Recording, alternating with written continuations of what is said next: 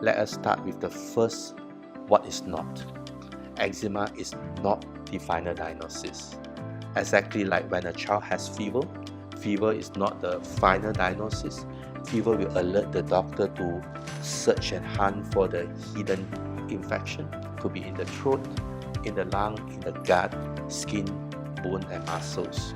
Similarly, when a child with eczema, the doctors, the eczema counselor will go all the way out trying to identify what are the predisposing factors, what are the perpetuating factors, and what are the flare factors during a major flares. The second, what is not, is eczema is not equal to food allergy. Eczema is not equal to allergy.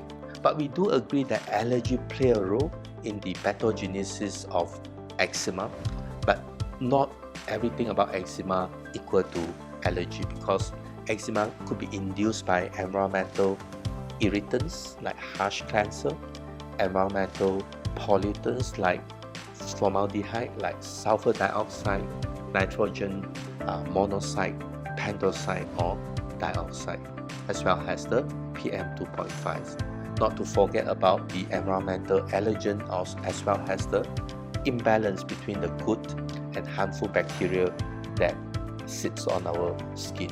Once there's an imbalance, we call it germs dysbiosis, and it might induce inflammation on our skin, in particular among those with predisposing factors. And the third, what is not, is eczema is not a lab diagnosis. In other words, you don't need to spend 100 to 1,000 ringgit to do skin prick tests, to do blood tests to identify the allergen-specific IgE. You no need to ask for a patch test or challenge test to diagnose eczema.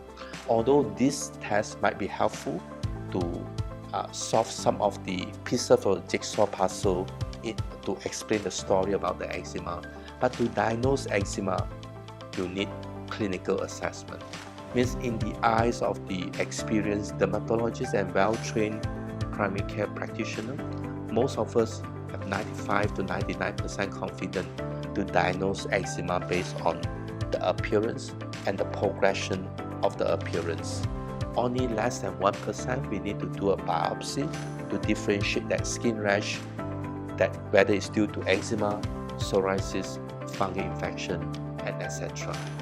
And lastly, eczema is a disease with dynamic story. It's not static. It means that every eczema patch has different story.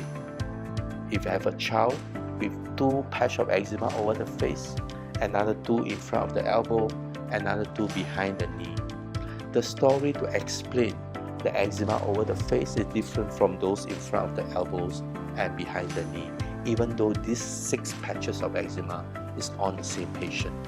So eczema has a very dynamic, exciting story behind it. It's never static. It's never 1 + 1 = 2. You have understand these 4 common pitfalls. You manage to identify them and jump out from these pitfalls. Then, ladies and gentlemen, you are ready to move on to the second part of this answer to this question. Eczema from practical point of view can be divided into 2 groups: simple eczema or complex eczema.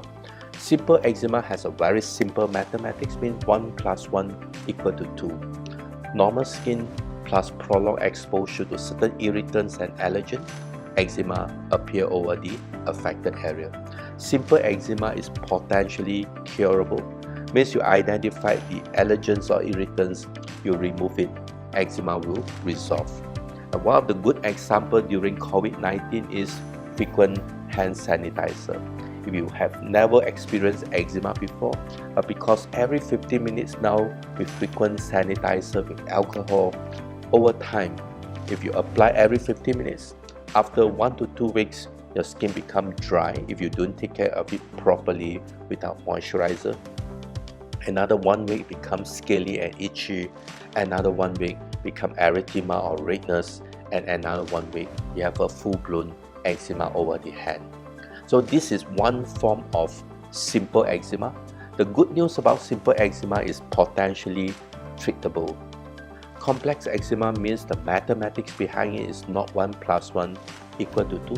It's 1 plus 2 plus 0.26 plus 0.44 plus square root 2.36 minus 2.12. And the mathematics behind complex eczema is so dynamic to the extent that even the same patient with eczema on the face, body and lower limbs, the mathematics of the eczema to explain the facial eczema is different from the body and different from the lower limbs. And furthermore, the mathematics is dynamic according to age group, environmental exposure.